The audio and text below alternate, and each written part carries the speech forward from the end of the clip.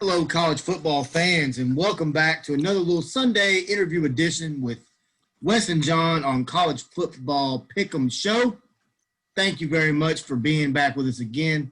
We've got another very special guest today. John, if you want to go ahead and introduce our guest, go right ahead. A close friend of mine that I've known over the years as well. His name is Bryan Fenley. People in the Memphis area might know him since when he was one of our sports hosts with ABC 24 and WLMT Channel 30. And I first met Bryan at a high school football game when he did the show, the Sonic Blast Show with Jessica Benson, who's now with Grind City Media.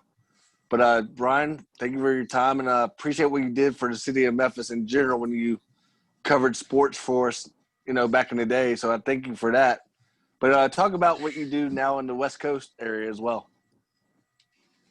Yeah, guys. Well, thanks again for having me. And I really enjoyed those couple years in Memphis and getting to foster some really neat relationships with a lot of those high school athletes, because some of them now are like dominating on the college ranks and some even in the NFL. So it's so fun to see the kids before they become big time, because you can see it in them and then all of a sudden they flourish. As far as what I do now, guys, so I do a couple different things at the moment, but I work for Fox Sports Radio as a national anchor. So essentially what I'm doing is their hub is in Los Angeles. And when you hear any of the programming nationally, I come in at the bottom, the top of every hour, and we'll give you the latest sports headlines and provide some introspection on it, add a couple sound bites from a coach or a player, a radio play-by-play clip, just to kind of give everybody an idea of what's going on right now and the most pertinent information in the sports landscape. On top of that, I work for UCLA, where I host their coaches show. Mm-hmm. I'm a co-host for that on the radio. And so we're doing football/basketball. And then I also do some tennis broadcasting for USTA, along with the ESPNU stuff I've done for tennis as well. So I do enjoy that broadcast that you do with tennis in general, especially the college ranks. I think you covered the NCAA championships this year as well. Was it like in South Carolina? But were you actually there live, or were you actually doing it from your house, or how are you actually doing that? Oh yeah, one of the ESPN things I did was actually in San Diego, and they were able to stage it.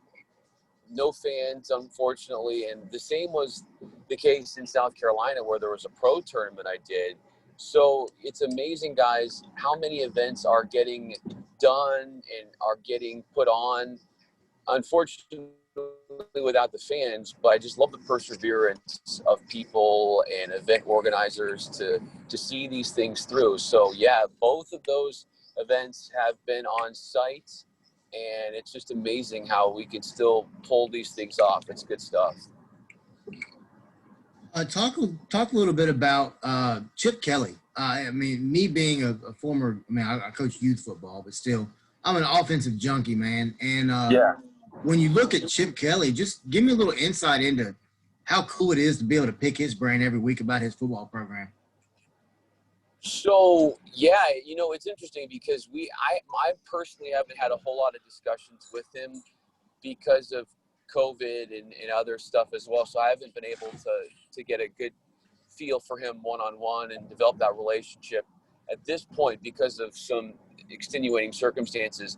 But I would say, man, that, gosh, his ingenuity as far as offense is on display. I don't know if you guys watched any of the game on Saturday, but UCLA almost had a chance against Oregon. It was down to the wire. What I've noticed about UCLA this year is that they're a little bit more up-tempo offensively, kind of like what we saw with what he did at Oregon. And so it was different. The first 2 years, we didn't see a whole lot of that, but now we have. And so it's fascinating to see the turn of events here, because he was so ahead of his times as far as the up-tempo stuff. And then everybody seemed to want to do it. And so it's like, well, how do I stand out again? But I just think that for him, the next step is getting the recruits. He's basically had wipe the slate clean at UCLA, get his guys. He's starting to get some experienced players underneath him that have been under his tutelage for a year or two, and you're starting to see a little bit of the positivity of that. Now it's about getting more of those 4 stars and maybe some 5-star guys to complement what he wants to do, and I think they'll be right at the top of the conference. Yeah. Now is Rip Shear game, still part of this staff? That's what I was going to ask. Brian? Yeah. Can you hear me? What's that? I said, is Rip Shear still part of UCLA staff in general? Is it weird? No. He said, is Rip Shear still a part of their staff? Rick, sorry guys, could you repeat that? Yeah, Rip, like R.I.P. Oh, Shear, yeah. Yeah, I remember him. You know what? I remember meeting him. I don't think he is. No, I think he's moved on. I'm not sure exactly where he is at this point, but yeah, he has moved on. What a great guy, and somebody right that has Memphis ties, if I'm not mistaken. Yep. Right. Yep. Yeah. He was our head coach for about 6 years, John. Yeah, he coached my cousin back in the 90s when they beat Tennessee, as a matter of fact, Ryan. Oh, wow. Okay. Yeah. Cool. Yeah, that's, if you remember right, this is where it's getting crazy. When you came in town back when UCLA played at Memphis, you told me Rip Shear was actually coming down the elevator like a few minutes later. Yeah. And then sure enough, I got to talk to Rip for a few minutes before I talked to you a little bit. Oh, good. So I was like, you know what? I'm glad, to see that Memphis connection actually do so decent at UCLA because, me personally, as a Memphis fan, it's good to see people succeed in life and go to a bigger program in UCLA in general. And then, like I said, I got to give you a lot of credit. You basically done a lot of stuff for UCLA in general. And, you've seen Josh Rosen up close and personal, and, he's in the NFL now. Or at least I think he's still in the NFL. He might have got picked up by somebody. I don't really remember. Yeah, but, he's on the practice squad of the Buccaneers right now. Hopefully he can gain a better footing there and learn and grow under Tom Brady. I think that's a much better fit for him versus being in Miami or being in Arizona. Couldn't agree more with you. I think you're spot on. Yeah, I think if you look at Bruce Arians and just the quarterback whisperer that he is, and I mean, come on. I mean, who would you rather learn under, Tom Brady or any? I mean, give me Tom Brady. I'd rather learn under him than anybody else. Just the sheer amount of just knowledge that he's got, not only for the game itself, but for each of these teams that he's played. I mean, there's not much that Tom Brady hasn't seen.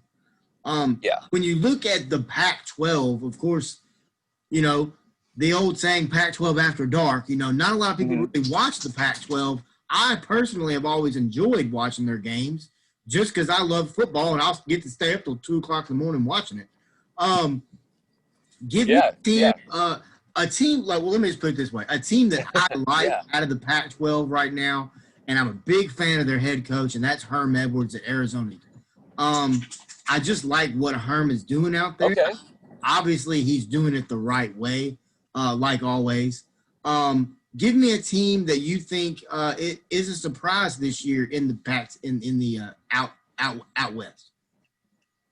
Yeah, I think USC, guys. To be honest with you, USC, they had been getting a lot of flack for not living up to expectations the last few years, and Clay Helton has been the source of a lot of frustration and criticism, and he has his team 3-0 and in the top 25 and number 1 in the Pac-12 South. And I know some of those games that they won early on were really close, but sometimes that's what it takes in a weird year like this. And then you go back to Saturday and they force all these turnovers on Utah. And I got to say, man, USC has to be the most surprising team that I've seen out of the conference so far this year.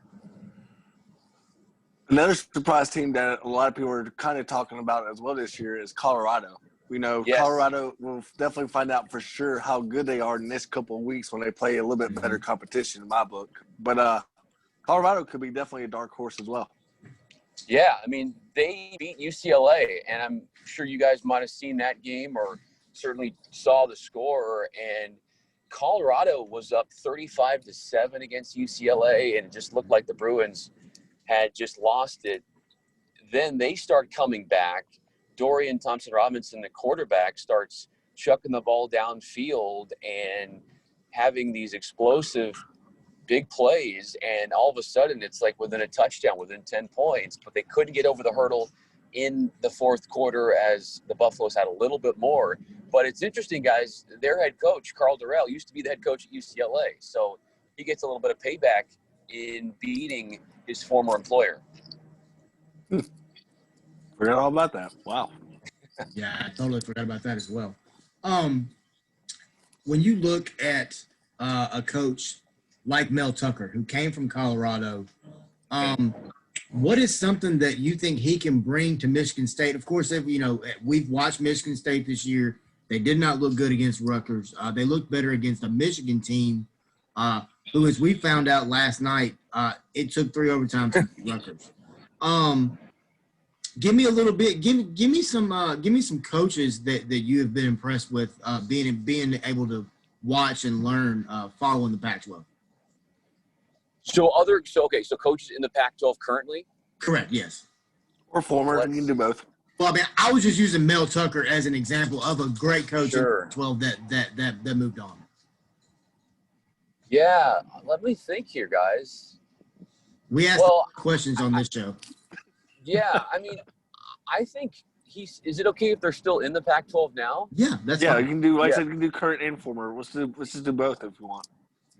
Yeah, I think sort of traditionally, at least the last 15, even, 20 years, maybe not that far, but 15 years, 15 or so years, the industry standard for sustained success has to be Kyle Whittingham at Utah.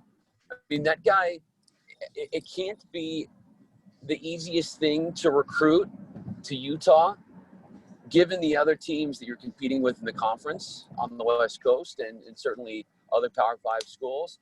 But, I mean, you look at how close, and I know this year they weren't able to play their first 2 games because of COVID, but traditionally, like, they've been so good. They've had really good running attack. Their defensive line has just been massive, and they've been behemoths and space eaters and just so good at stopping the run. So many of their guys have made it to the NFL, and they have a pipeline going there. Even if you go back to like the 2000s when Alex Smith was the quarterback at Utah. I mean, what was that, 2004, 2005 or something around Yeah, there? that was Urban Meyer's run when he was at Utah. It was 2004. So many. Yeah. I mean, they've been solid since then. Whittingham's been there forever. He knows what he's doing.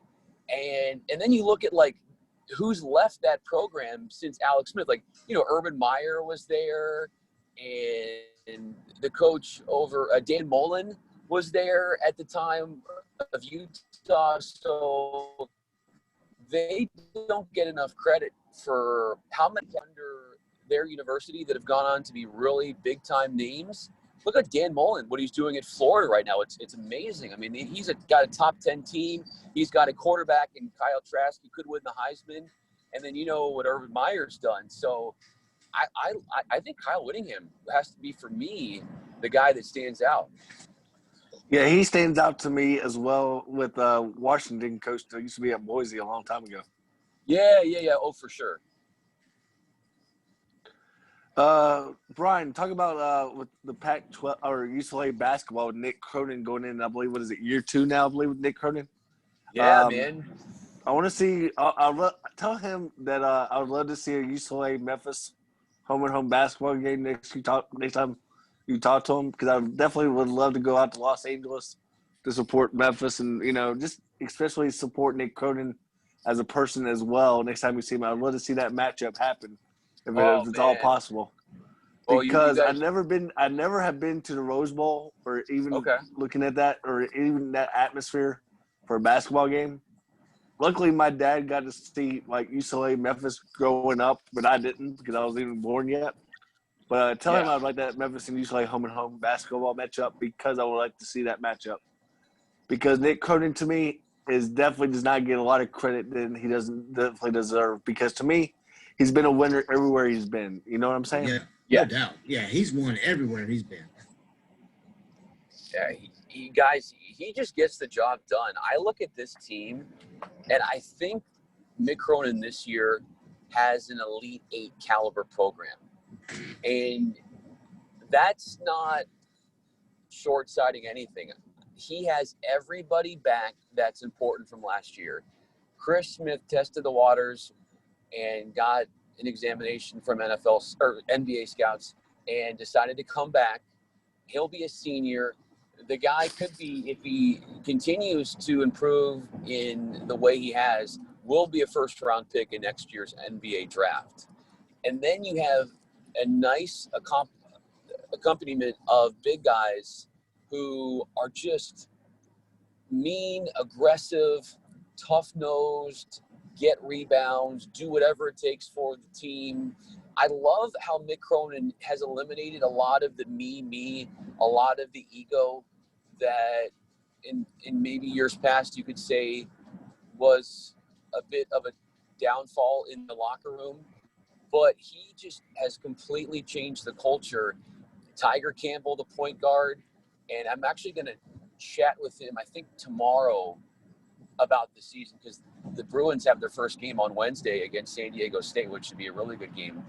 Yeah. But everybody's back. They've got three-point shooters. That was something they missed a year ago. They've got just everybody's role has its place. A hustle guy, a dive on the loose ball kind of guy, a three-point shooter, a back you down and pull that rebound out of your hands guy, and a guy that you can rely on to knock down the mid-range jumper in the clutch like Chris Smith. So I can't say enough about this team. It's going to be a wild year, you know, as far as like maybe there are games that get postponed and they got to play later. But as far as the talent, they're predicted to finish number one in the Pac-12, and I can't disagree with that, to be honest with you. Yeah, I see UCLA and Oregon probably battling it out, to be honest with you as well. Yeah, yeah. And Oregon recruits really well, so that helps them. Well, as you know, with being a Memphis former guy, you see, I don't know if you remember this or not, but Jonathan Lawson, the Woodell product, actually is probably going to join his brother at Oregon. That's right. I saw that. I heard about that. But we're going to give you another example of Pac-12 basketball, but give us some teams that, other than UCLA, that might surprise people in the Pac-12 this year. Teams that might in the Pac-12. Well, let's see. I do know that USC has Evan Mobley coming on their team. And Evan Mobley is I think he's like top 5, rated recruit in the nation. So I think USC is going to be fun to watch. They lost a bunch of their role players, some of their swingmen, guys have been around for a while. But I think USC is going to be flashy, so they're going to be entertaining and good for television. Gosh, I'm trying to think of I think Stanford is on the up and up, no question about it. I think Stanford is a team that you're going to want to keep an eye on. They're recruiting well. They're only going to get better. Let's see. I know one thing about Southern Cal real quick, Brian. Sorry to interrupt you, but they do have a great coach in their coach as well. You know, from the Florida, what was it, the Dunk City back in the day with the good old Florida team. Yeah, Florida Gulf Coast. Yeah.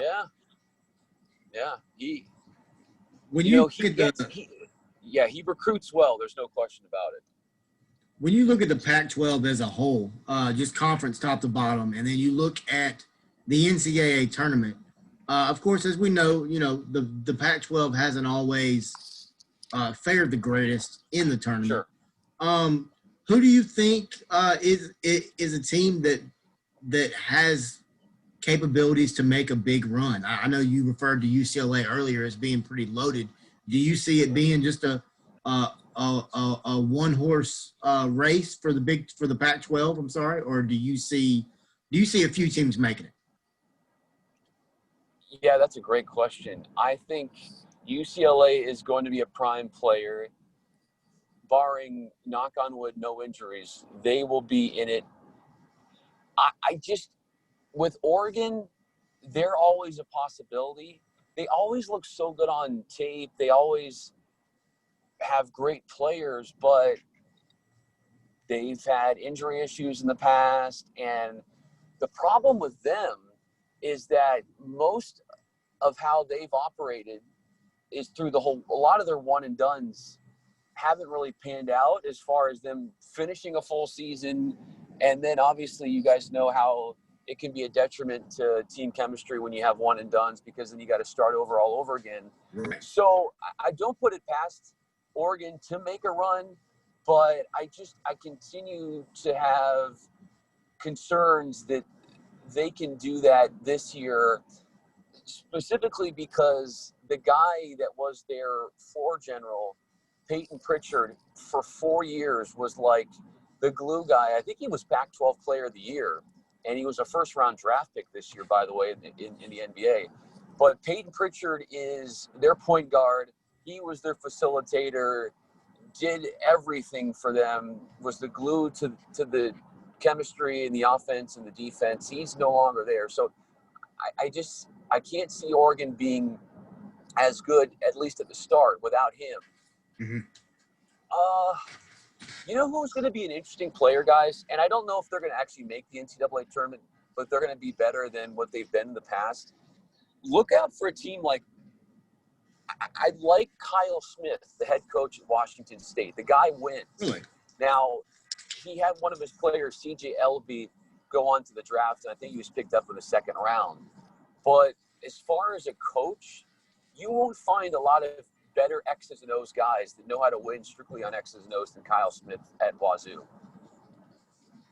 Yeah, that's a name that I don't know that I've ever even heard that name before. Oh, about Kyle? Yeah. Yeah, I think he came over from the University of San Francisco. Oh, okay. And yeah, so he came over, but the dude just wins, man. I mean, Washington State beat UCLA last year up at WSU, and it was like, wow. You know, Washington State for many years had sort of been an afterthought. Yeah. But they're competing now. And so when you have the bottom feeders like Washington State competing and putting pressure on other teams, that does well for the conference. And I think that signals to all of us that more teams could be postseason caliber when you have a little bit more parity within the conference and you have more not equal, but more level-ish competition. Mm-hmm. Yeah, there's just a lot of good college basketball coaches in general in the Pac-12. What about California Golden Bears with Mark Fox? Any idea, about them? Yeah, you know, I don't know too much about them. I know that they last year really struggled to score. Their offense really struggled to score. And I don't know the exact stats, but putting the ball in the basket was really a challenge for them. And Cal has been down the last couple years, guys. And Mark Fox might be the guy. What did he cut? He came from Georgia, right? Isn't that where he Right, came yeah, from? He came from Georgia because Conzo Martin took the Missouri job, if I'm not mistaken. Yeah, that's right. Yeah, so yeah. So, you know, I don't know too much about them other than offense was a liability for them last year, and they can't get much worse on the offensive side of the ball. So maybe they get better. Maybe they get better for sure. Anything that you want to share with us regarding the women's basketball in general in the Pac-12? Well, I do know. All I'll say about the women's basketball is with what UCLA has, and they have the preseason number 9 ranked team in the AP top 25 poll. But just to give you a sense of how good the Pac-12 is, I think they're 3rd or 4th in the conference as far as their preseason ranking. Wow. The Pac-12 conference, no doubt, is the best, most polished, most competitive.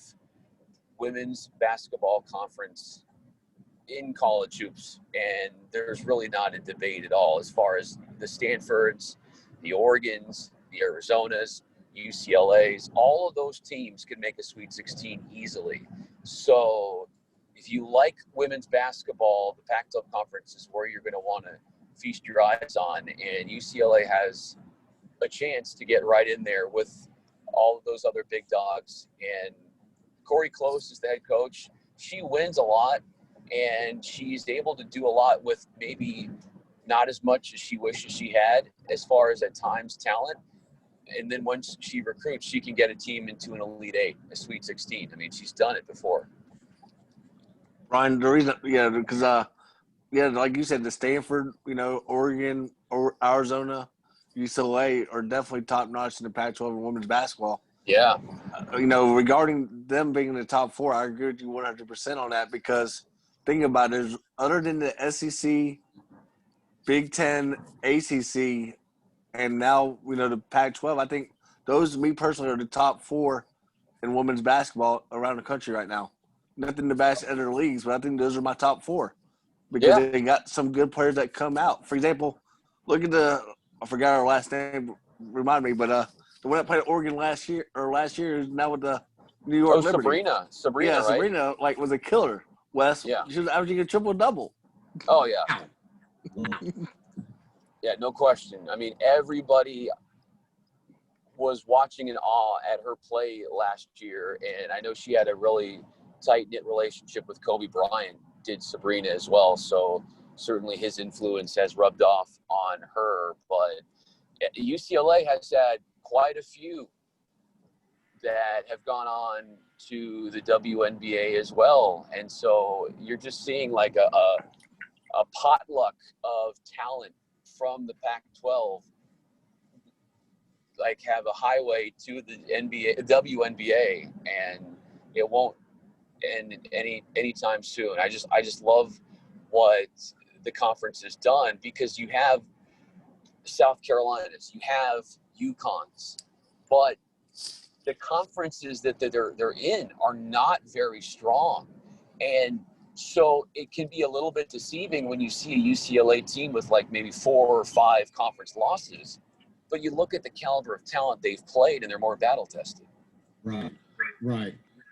Just to flip back to college football real quick with the Pac-12, I guess the big question, I think, on a national level is, will there be a Pac-12 team in the playoff? I think if you look at the Pac-12 right now and just look at the sheer rankings, of course, Oregon would have to be top on that list.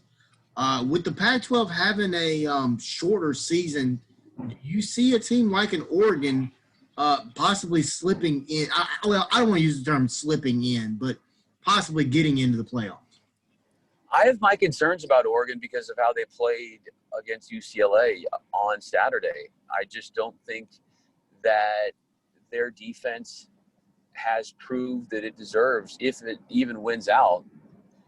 Maybe that's up for debate. But Oregon have had so many players that have opted out of this season that it's really ruined and dampened their chances. One team that I think will, if they go undefeated in Pac-12 play, that will be in it, I think, is USC. I think that teams that have more of a sustained success and have more of a national brand, like a USC, even maybe in Oregon, you could say, so I'm not leaving them out of the equation, are more likely, if they go undefeated, to make the college football playoff than, say, a lesser-known Pac-12 team going undefeated or winning the Pac-12. Right. You're going to have a little bit of favoritism, even subconsciously, I think, in a shortened, abbreviated year for a team that has had in the past a lot of success. And I just think that sometimes plays into the minds of these decision makers and these voters. So maybe USC and Oregon, but let's say somebody else goes for a run, even if it's not one of those two, if they don't have the pedigree nationally, I just don't think they get in. Bryan, with you living in the Los Angeles area, how did it feel, watching the Lakers and the Dodgers win the World Series? Well, it was very therapeutic, I know, for LA fans to get that, especially on the Dodgers side where they had been so close for so many years and there was so much heartache and so many fingers were blaming Dave Roberts, the manager, and he finally gets it and wins a championship. And he played baseball at UCLA, so that's a kind of a cool connection there for Dave Roberts. And so, yeah, the whole city rejoicing with that. Now, guys, am a Clippers fan. So Okay. I'm a little bit like, I'm kind of like, okay, the Lakers won. I'm not here celebrating that because I was pouting in how the Clippers blew a 3-1 playoff series lead. That was devastating to me to see that, more so than celebrating the win in the championship for LeBron and the Lakers. But if you guys have seen what the Lakers have done in free agency, they're not going away anytime soon. They have only added to their weaponry, and I think they have to be the predominant favorite to win it all again this year. Now, I don't know if you saw this report or not, but the Lakers could be definitely going after Marc Gasol. What's that? I said Marc Gasol could possibly be going to LA and join the Lakers. Oh, I know. Yeah. That would be neat for him. I'm just happy for Mark that he got a ring. He's too nice of a guy, too great of a human being. I'm so glad that he was able to go up to Toronto and get a ring because he deserves it. Now, with you being from the Memphis area at one time, are you really a Clipper fan, though? Come on now. We used to say, whip that clip back in the day, remember? Oh, man. Those are times that I don't even remember, but I pick and choose what I remember. And I remember the yellow playoff towels waving in the air. You're a Los Angeles Floppers fan? Well, yeah, you guys call them the LA Floppers, yeah. But that was more during the Blake Griffin era, That was Chris Paul and DeAndre Jordan. Very true. Touche. Good point. Are you surprised that Doc Rivers actually exited part ways with LA? I'm not surprised at all. I'm not either. Not at all. I don't know how much of it. He was the blame guy, but I think he takes some of the blame, but I don't think he deserves all the blame. Not even close. I think that, to be honest with you, that the players and how they handled themselves it was very unfortunate. But you had to have somebody to point the finger at, and it's Doc Rivers. But I just don't know how much it really was his fault.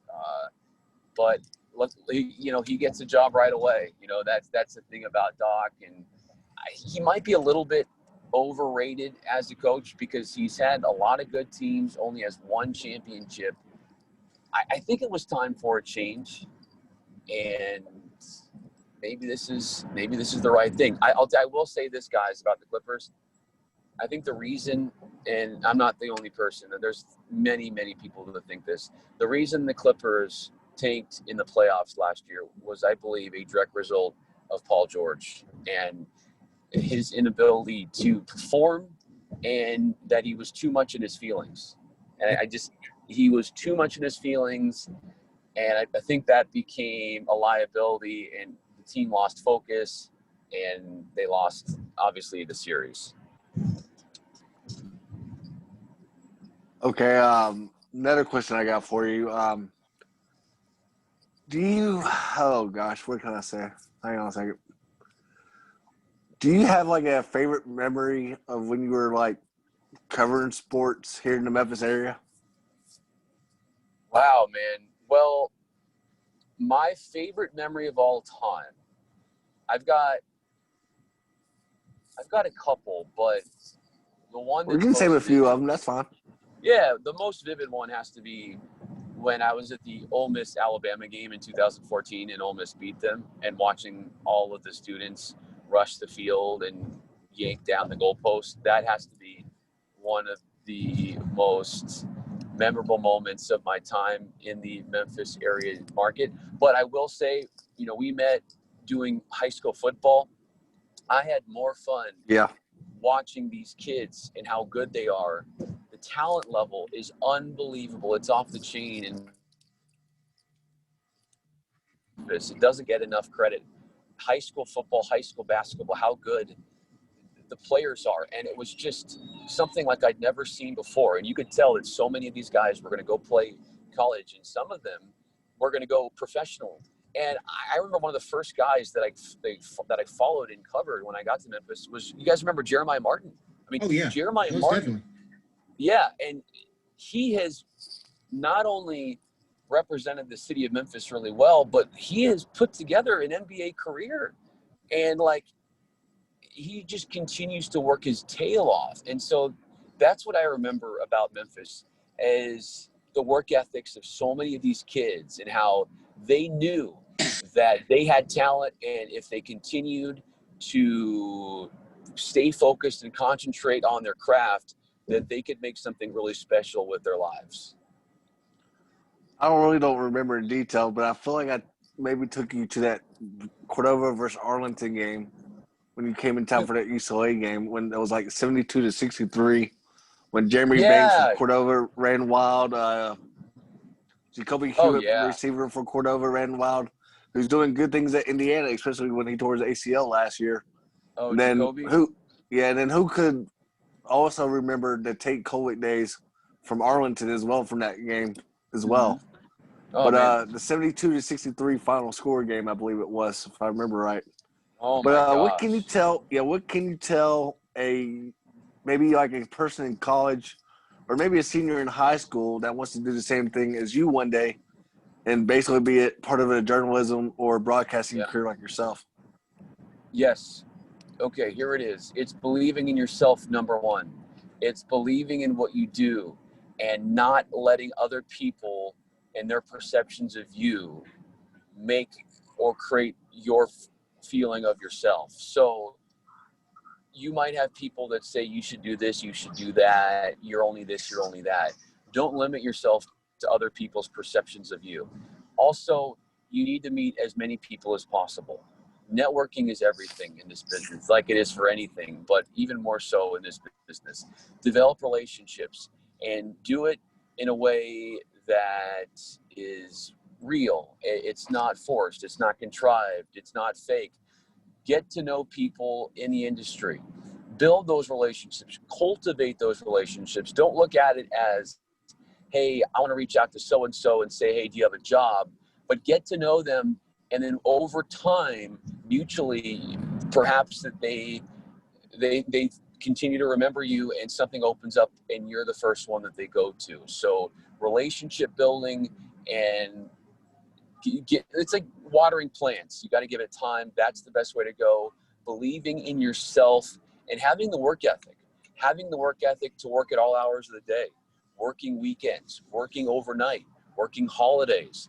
How badly do you want this? Because it can be a competitive business, but not everybody is willing to put in the work and the sacrifice. But if you can, you will pave out a nice career for yourself. And also persistence. You got to be persistent. You're going to get rejected. Don't take it personally. It's not easy to do. Keep your head looking forward, because those that stay in the game long enough, if they're persistent and they continue to work at their craft, they will have openings for you. And the last part is stay positive. When you believe in yourself, and you don't do it in a way where you're high and mighty and you're boastful, but you really say, you know what, I have something here that I can do that can help somebody else. Be positive about it, and that also will help you open doors, I believe, as well. Wow. Appreciate that, Bryan. What a great answer. Wow. You nailed that one. Well, on that note, thank you very much. Bryan, real quick, I was going to tell you, I don't talk to you as much as we used to, Yeah. And I appreciate, like I said, I told you in the beginning of the show, I appreciate what you did for the city of Memphis. We miss you in the 901. Next time you're in town, we'll definitely have to hook up and go to Rendezvous or something like that, or Central Barbecue. But don't be a stranger to the Memphis market. I know you still get you still get family over here, or did they move out west with you? I have some friends that are in the Oxford, Mississippi area. Okay. So I definitely, if I'm ever visiting them, I will definitely keep you posted, because I'll definitely be flying in and driving through Memphis. So definitely we'll stop by. Yeah, we definitely miss you over here, man. It's not the same without you. But like I said, I appreciate you everything that you've done from a friend level to basically a person that, from covering sports in general in the Memphis area, because, like you said, it is a lot of hard work day in and day out, because it's a grind. It's basically a grind. You're working sometimes 7 days a week or 6 days a week or even 5 days a week, or it just really all depends. And then you're not getting home till after midnight because, for example, you got that 10 o'clock news to do, and then you got making sure they didn't miss anything for the that day in general, for the next day in general as well. Yeah, because we would. Oh, sorry. Go. Sorry. No, I was gonna say. Plus, you would basically work until midnight because you had that show back in the day as well. Yeah. Oh, yeah. The Sonic Blast. I mean, we wouldn't get off till 12:30 at night.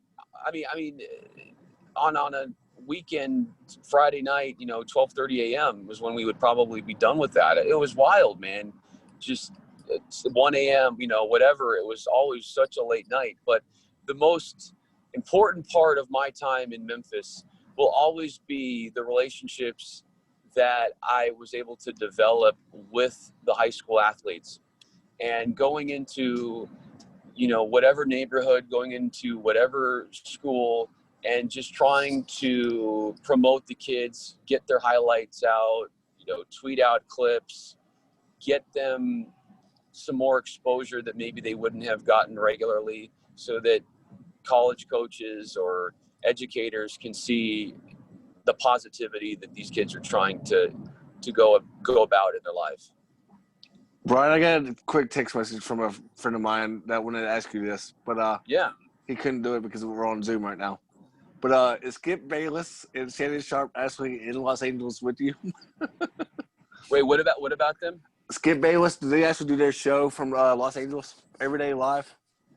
He does, yeah. I've not met Skip Bayless before, but I know where they do their show, and he does it. They do the debate show that is competing with ESPN, and I believe the numbers are very close between those two networks at that time slot, if I'm not mistaken. So basically, y'all start like 7 a.m. over there, 9 a.m. our time. Wow.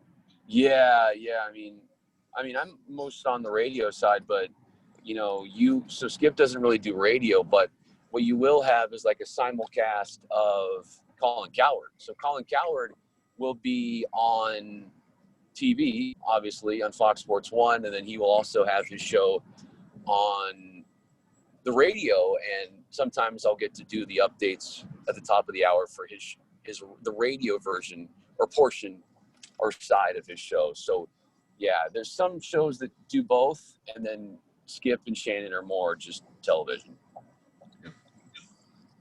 Well, Brian, I know you're traveling for the holidays and everything like that right now, and congratulations again to being on an uncle, by the way.